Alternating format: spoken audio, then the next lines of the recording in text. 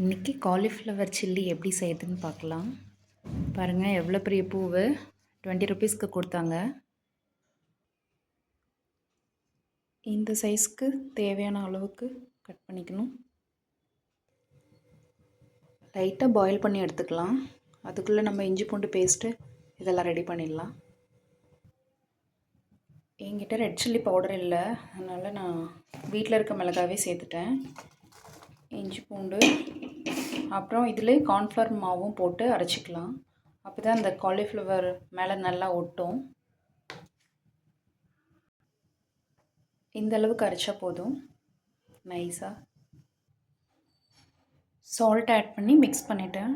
இப்போ லைட்டாக பாயில் பண்ணி வச்சுருக்கிற காலிஃப்ளவரை இதனோட போட்டுடலாம். மிக்ஸ் பண்ணி வச்சாச்சு. ஆயில் நல்லா சூடாயிடுச்சு, போட்டுடலாம்.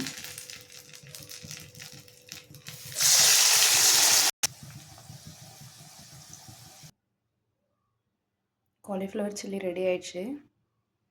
நீங்களும் ட்ரை பண்ணி பாருங்கள், நல்லா டேஸ்ட்டாக இருக்கும்.